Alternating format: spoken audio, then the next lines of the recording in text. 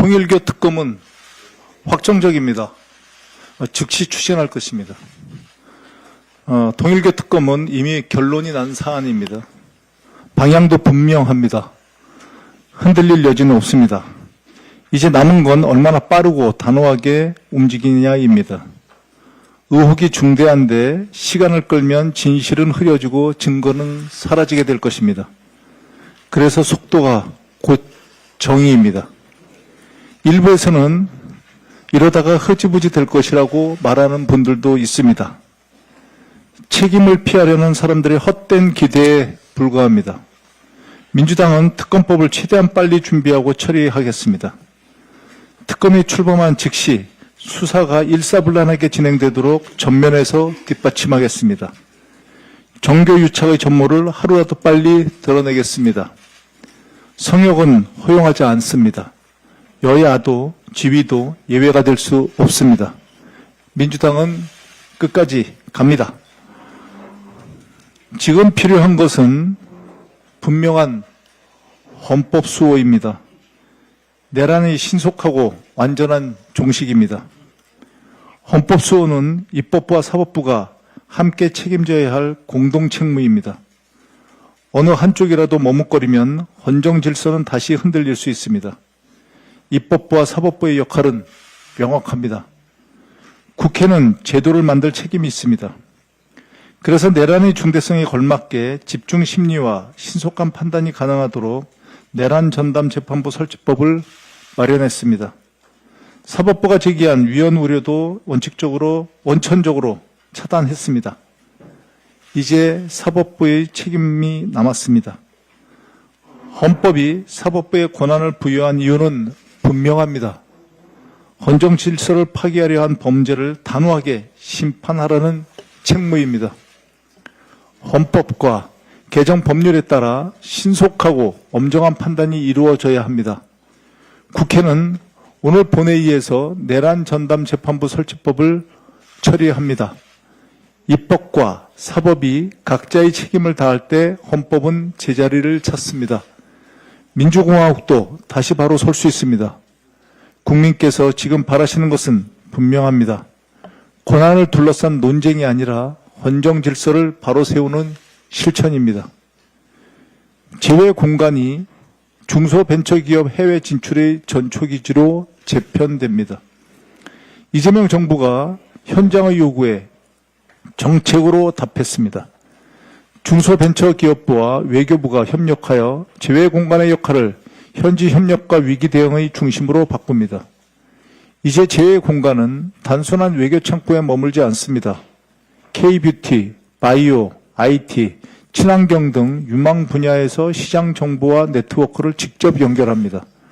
규제, 통상 리스크, 돌발 위기 상황에서 공간이 직접 대응합니다. 기업이 가장 막막한 순간 국가가 먼저 손을 내밉니다. 지원 속도는 빨라지고 현장에서 체감되는 도움은 커집니다. 역할 분담도 분명합니다. 현지 대응은 제외 공간이, 성장과 수출 지원은 중기부가 맡습니다. 이재명 정부의 방향은 명확합니다. 정보와 네트워크의 장벽, 예측하기 어려운 통상 환경 속에서도 기업이 흔들리지 않도록 국가가 함께하겠다는 약속입니다. 민주당은 정부와 함께 제도와 예산으로 뒷받침하겠습니다. 중소기업과 스타트업의 도전이 성과로 이어질 때까지 현장을 챙기겠습니다. 이상입니다. 네, 다음은 한정혜 정책위 의장의 발언이 있겠습니다.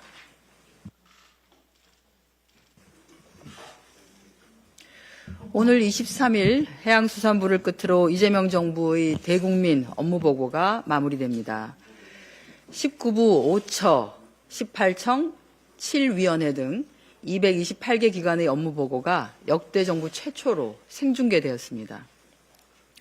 국정을 투명하게 공개하고 국민의 의견이 즉각적으로 반영된 그야말로 국민주권 정부의 철학이 고스란히 드러난 대국민 소통의 장이었습니다. 이번 주 청와대 이전을 마무리합니다.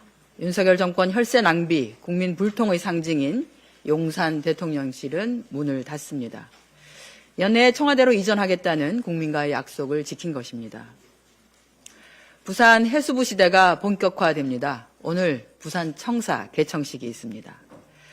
2000년 대한민국의 해양 수도 1000명 이래 25년 만에 부산의 꿈이 현실화되고 있습니다. 부산의 지속가능한 발전이 첫 발을 내딛었습니다. 민주당은 국민중심 국정 운영을 총력을 다해서 뒷받침하겠습니다. 업무 중에 보고되었던 또 논의되었던 각종 국민 체감 이슈와 정책들을 속도감 있게 입법적, 제도적으로 지원해 나가겠습니다. 민생경제 성장을 위해서도 더욱 매진하겠습니다. 이재명 정부의 성장 기조에 발맞추어 수출도 청신호를 보이고 있습니다. 내년 경제 반등의 기대감이 커지고 있습니다. 12월 중순 수출이 반도체 호조에 힘입어서 역대 최대 실적을 기록하고 연간 수출액 7천억 달러 돌파도 전망됩니다. 내년 1분기의 벤처기업 경기 전망도 조사 이래 처음으로 기준치를 넘어 최대 전망지수 100.8을 보이면서 경기 회복의 기대감이 확산되고 있습니다. 민주당은 당정 원팀으로 실질적인 성장과 민생경제 회복을 위해 내년에도 국민을 위해 최선을 다해 일하겠습니다. 내란 전담 재판부법이 오늘 본회의에서 처리될 예정입니다. 사법부의 독립성을 최대한 확보하는 한편 그간 제기되어 온 위헌 소지 또한 완전히 해소했습니다. 불법 허위 정보로부터 국민의 일상을 지키기 위한 정보통신망법 개정안도 오늘 상정됩니다. 타인의 권리 또는 공익을 침해하고 타인에게 손해를 가할 의도나 부당한 이득의 목적일 경우 유통을 금지하도록 요건을 명확히 해 위헌 소지를 제거했습니다. 앞서 말씀드린 내란 전담 재판부법과 정보통신망법 개정안 모두 국민의 요구와 시대적 과제를 반영한 개혁 법안입니다. 국민께 약속한 개혁 과제를 완수해 나가도록 하겠습니다. 국민의힘 지금 뭐 하고 계십니까? 지금은 필리버스터가 아니라 민생 법안을 처리해야 할 때입니다. 국민의힘이 필리버스터로 계속해서 국회 문을 걸어 잠그고 있습니다. 명분도 책임도 내팽개친 무책임한 정치투쟁에 불과합니다. 민생법안 199개가 국회의 문턱을 넘지 못해 쌓여 있습니다. 처리해야 할 것은 산더미인데 생떼도 이런 생떼가 없습니다. 그러고도 민생을 입에 올리면 부끄럽지 않습니까? 통일교 특검도 받겠다고 했는데 제발 밀린 민생 법안 처리 좀 합시다. 다음 주면 벌써 올해도 마무리됩니다. 민생 법안 처리에 협조할 것을 촉구합니다. 이상입니다. 네, 다음은 문진석 원내 운영수석 부대표의 발언이 있겠습니다. 네, 용산 대통령 시대가 마감이 됐습니다. 용산 대통령 시대의 마감은 단순한 직무 공간의 종료가 아니라 국민적 합의 없이 졸속으로 추진된 정치는 몰락할 수밖에 없음을 보여주는 사례입니다. 윤석열은 탈정화대, 탈청와대, 탈권위를 내세웠지만 용산 대통령실은 국민에게서 더 멀어졌고 소통보다 폐쇄적이고 불투명한 권력만 더 강화됐습니다. 여기에 대해 830억 원이 이전 비용으로 쓰였고 청와대 복귀와 관련한 추가 비용까지 합치면 대략 1,300억 원에 이르고 이전과 관련된 예산까지 합치면 1조 원 이상의 예산이 쓰였습니다. 국정 철학도 제도 개혁도 없이 강행된 대통령실 이전이 남긴 것은 국정 운영 혼선과 예산 낭비뿐이었습니다. 용산은 이제 윤석열의 무리한 선택과 국정 실패의 기억이 중첩된 공간으로 남게 되었습니다. 대통령의 민주적 국정 운영은 이치와 공간의 문제가 아니라 태도와 제도의 문제입니다. 민주당과 이재명 정부는 민주적 국정 운영을 통해 국민의 신뢰를 회복하는 데 끝까지 책임을 다하겠습니다. 대한민국 수출이 사상 처음으로 연간 7천억 달러를 넘어설 것으로 전망이 됩니다. 내란으로 국가적 혼란과 정치적 불확실성이 극심한 상황 속에서 이뤄낸 성과라는 점에서 더욱 뜻깊습니다. 글로벌 경기 둔화와 통상 환경의 불확실성까지 겹친 여건 속에서 우리 기업과 노동자들의 헌신이 만들어낸 값진 결과입니다. 이번 수출 성과는 AI와 첨단 기술 수요 확대 속에서 반도체를 중심으로 한 첨단 산업 경쟁력이 여전히 유효하다는 점을 확인시켜 주었습니다. 그러나 동시에 분명한 시사점도 드러났습니다. 수출 증가가 특정 품목과 일부 대기업에 집중된 구조, 내수 부진과 중소기업 소상공인의 체감 회복 부족, 그리고 글로벌 통상 질서 변화에 대한 미흡한 대응은 여전히 해결해야 할 과제입니다. 수출 7천억 달러는 끝이 아니라 출발점입니다. 이 성과가 지속 가능하려면 수출의 요연 확대를 넘어 산업 생태계 전반으로 성과가 확산되는 구조를 만들어야 합니다. 중소 중견기업의 수출 참여 확대, 노동자와 지역으로 성과 공유, 그리고 신산업, 미래산업에 대한 전략적 투자와 인재 양성이 병행되어야 합니다. 민주당과 이재명 정부는 수출 7천억 달러 돌파의 성과를 국민 모두의 성과로 만드는 경제를 지향합니다. 책임있는 산업 통상 정책을 통해 양적 기록을 넘어 질적 성장으로 일부 성과가 아닌 다수 국민의 삶의 개선으로 이어지는 경제 구조를 만들어 가겠습니다. 감사합니다. 네, 다음은 허영 원내 정책수석 부대표의 발언이 있겠습니다. 네, 주호영 부의장이 본회의 사회를 보지 않는 것은 우원식 국회의장과 이하경 부의장이 쓰러지기를 바라는 테러 행위나 다름없습니다. 국회 부의장 주호영은 국회 부의장의 역할과 책무를 방기해왔습니다. 지난 24년 7월 25일 본회의 사회를 거부한 것을 시작으로 25년 12월 임시회까지 본회의 사회를 상습적으로 거부해왔습니다. 급기야 지금도 진행되고 있는 필리버스터 중 우원식 국회의장이 화장실 문제로 잠시 이삭한 것에 대해 국민의힘 의원들은 강력하게 항의를 했습니다. 국회 운영을 책임지는 의장단 중 한 명으로서 국회 기능이 원활하게 수행되도록 의사를 진행할 역할과 책무를 해태한 것에 대한 사과와 반성도 모자란 상황에서 우원식 국회의장의 불가피한 이성마저 항의한 것은 국회 운영과 의사를 방해한 것이고 또한 정말 테러나 다름없습니다. 이러다가는 정말 불상사가 일어날지도 모를 상황입니다. 주영 국회 부의장의 무제한 토론 일방적 사회 거부는 불법 파업입니다. 동료 의장단에 대한 인간적 도의도, 국민을 섬겨야 할 국회의원이자 국회를 대표하는 국회 부의장으로서 신임하자 내팽개친 주영 부의장은 사회를 보든지 아니면 즉각 사퇴하기 바라겠습니다. 조국 혁신당에도 바랍니다. 필리버스터 제도법에 대한 전향적인 태도 전환을 요구합니다. 이상입니다.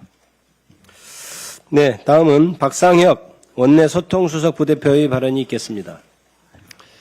예, 박상혁 수석입니다.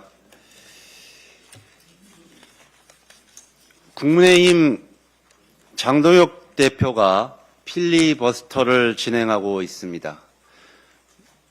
잠시 전에는 기록을 깼다며 스스로 화이팅 외치고 환호성을 질렀다고 합니다.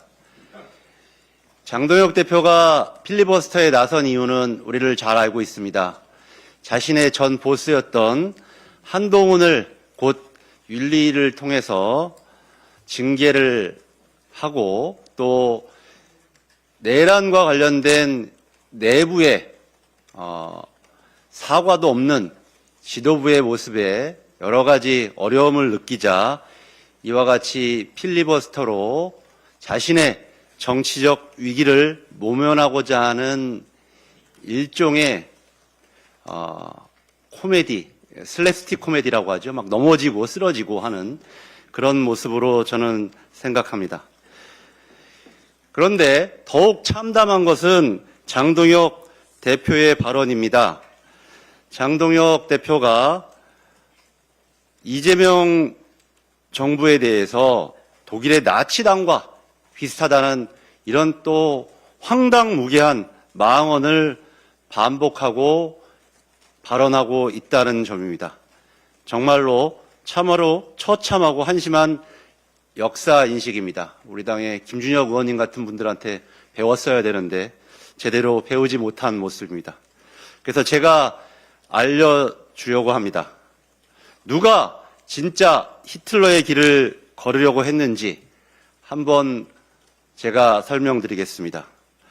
첫 번째로 윤석열과 히틀러는 쿠데타를 시도하고 저질렀습니다.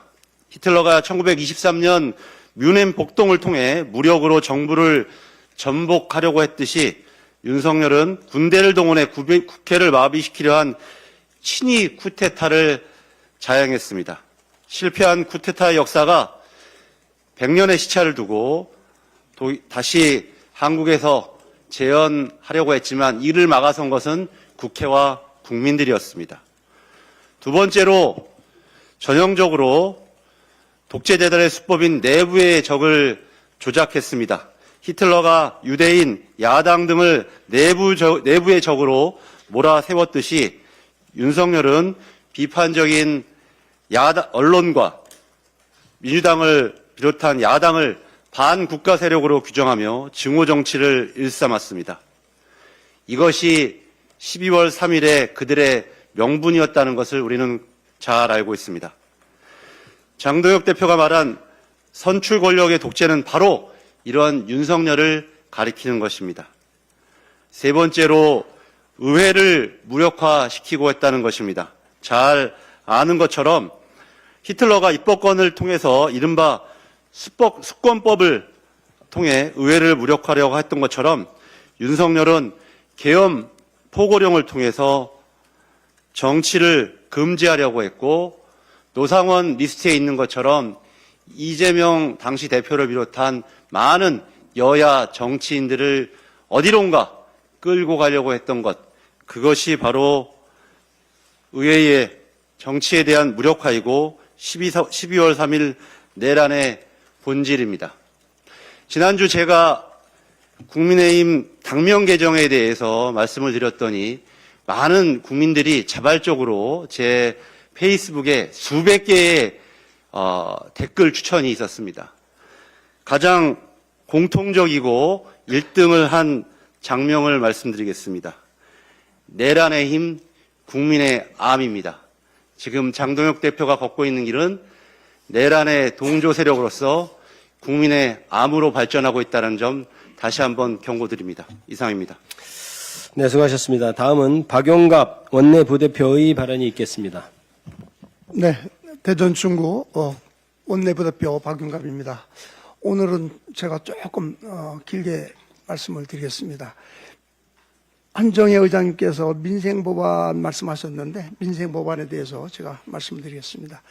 지난 18일 법제사법위원회 전체회의에서 제가 대표 발의한 여객 자동차 운수사업법 개정안 일명 카카오 모빌리티 택시 배회 영업 수수료 부과 금지법이 통과가 됐습니다. 카카오 모빌리티는 다른 회사의 앱을 사용하거나 길에서 손님을 태운 배회 영업까지도 수수료를 부과해 왔습니다. 이러한 행위에 대해 공정거래위원회가 불공정하다고 판단해서 시정명령을 내린 바 있습니다. 제가 대표 발의한 법은 이런 불합리한 관행을 바로잡기 위한 최소한의 상식이자 반드시 필요한 민생 법안입니다. 며칠 전 어느 택시기사분께서 저에게 이런 문자를 보내오셨습니다. 지난달 카카오 모빌리티 수수료로 22만 원이 공제돼서 너무 힘들다라는 하소연을 해왔습니다. 법이 조속히 국회 본회의를 통과해서 23만 현장의 택시기사님들의 고충을 덜어줄 수 있기를 바랍니다. 다음은 이재명 대통령님께서 최근 국토교통부 업무보고에서 국내 철도 차량 제작업체 다원시스의 장기 납품 지연에 대해서 심각하게 지적하셨습니다. 저 역시 2024년도 국토교통위원회 결산부터 2025년도 국정감사까지 이 사안을 지속적으로 지적해 왔습니다. 다원시스는 한국철도공사 ITX 마음 1차, 2차 계약분 총 358량 중 218량을 납품하지 못했습니다. 그럼에도 한국철도공사는 2024년 다원시소와 전동차 116칸을 또 계약했습니다. 이뿐만 아니라 서울교통공사와도 2021년 계약한 지하철 5호선, 8호선 계약분 298량 중 단 8량만 납품하고 나머지 290량을 납품하지 못했습니다. 그럼에도 서울시는 2024년 12월 지하철 9호선 전동차 24칸을 또 계약했습니다. 이러한 상식적으로 납득하기 어려운 계약으로 인해 한국철도공사의 경우 신규 차량을 납품받지 못해서 기존 노후 차량을 수리하고 유지보수하는 데 53억 원을 추가로 지출했습니다. 서울교통공사의 경우 전동차 납품 지연으로 742건의 멈춘 사고가 발생해 서울 시민의 불편과 안전에 대한 매우 우려가 됩니다. 저는 국민의 세금이 허투루 쓰이지 않고 국민 안전이 뒷전으로 밀리지 않도록 다원시스권에 대한 감사원 감사 또는 고발 조치가 꼭 필요하다고 생각합니다. 마지막으로 대한민국 균형 성장을 위한 대전환이 필요합니다. 지난 19일 더불어민주당 최고위원회는 대전 충남 통합 및 충청권 발전 특별위원회 구성을 의결했고 같은 날 대전 충남 민주당 국회의원들은 국회에서 공동 기자회견을 열었습니다. 통합 추진에 대한 뜻은 분명히 밝혔습니다. 수도권 과밀을 해소하고 국가 균형 발전을 향한 그 출발점으로 대전 충남 통합을 선도적으로 추진해야 합니다. 이재명 정부의 국가 균형 성장의 전략인 5국 3특을 선도적으로 실현하는 출발점이자 지역이 스스로 성장하는 새로운 모델을 만들겠다는 결단입니다. 정파를 넘어 초당적으로 추진해 대한민국 성장 지도의 새로운 축을 세워가겠습니다. 감사합니다. 네, 다음은 박홍배 원내부대표의 발언이 있겠습니다. 네, 노동자의 생명과 안전을 위한 법안들이 국민의힘의 막장 필리버스터에 막혀 멈춰서 있습니다. 지난달 국회 기후에너지환경노동위원회는 반복되는 산업재해를 줄이기 위한 산업안전보건법 개정 사항들을 논의했습니다. 장시간의 토론을 거쳐 여야가 합의에 이르렀고 본회의에 최종 의결만 남겨둔 상황이었습니다. 그러나 법안들은 이후 한 발도 나아가지 못하고 있습니다. 노동자의 생명과 직결된 법안들이 국민의힘의 민생 발목 잡기 필리버스터로 본회의의 문턱을 넘지 못한 채 해를 넘길 처지에 놓였습니다. 국민의힘은 민생을 멈추고 국민의 생명과 안전을 외면한 이 책임을 대체 어떻게 지려는 것입니까? 법안에는 찬성한다면서 필리버스터를 하고 심지어 자당 의원이 대표 발의한 법안도 필리버스터를 했습니다.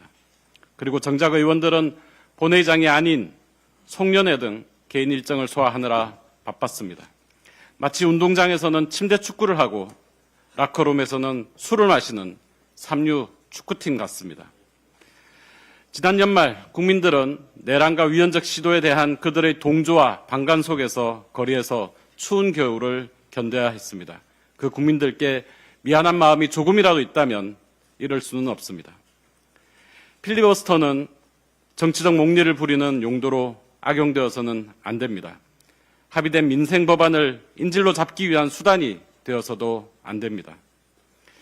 국민의힘의 필리버스터로 처리가 지연되고 있는 법안들은 산업 현장의 위험을 줄이고 노동자들이 무사히 집으로 돌아갈 수 있게 하기 위한 최소한의 안전장치들입니다. 재조사 의견서를 공개하고 위험성 평가가 제대로 이루어지지 않을 경우 제재를 가하며 사업주에게 안전보건 현황 공시 의무를 부과하는 내용들입니다. 산업안전 법안을 포함해 이런 민생법안 200여 건이 국민의힘의 볼모가 되어 있습니다. 정치가 지연된다고 해서 사고까지 기다려주지 않습니다. 법안 처리가 하루 늦어질수록 현장의 위험은 하루 더 방치됩니다. 국민의힘에 묻겠습니다. 노동자의 생명, 국민의 안전보다 앞서는 사안이 과연 무엇입니까? 민생 법안을 붙잡고 있는 지금 당신들의 선택을 책임 정치라 부를 수 있습니까? 그렇게 원하던 통일교 특검도 하기로 했으니 명분도 사라졌습니다. 국민의힘은 즉각 필리버스터를 중단하고 개혁 입법과 민생 법안 통과에 협조하십시오. 국회는 억지만 쓰면 되는 곳이 아니라 법으로 책임을 증명해야 하는 곳입니다. 국민의힘이 또다시 국민의 생명과 안전을 지키는 국회의 역할로 복귀를 거부한다면 국민들은 민생마저 외면한 내란 방조 정당을 영원히 용서하지 않을 것입니다. 이상입니다. 네, 준비된 모든 발언을 마쳤습니다. 이상으로 12월 23일 제61차 원내 대책회의를 마치겠습니다. 감사합니다.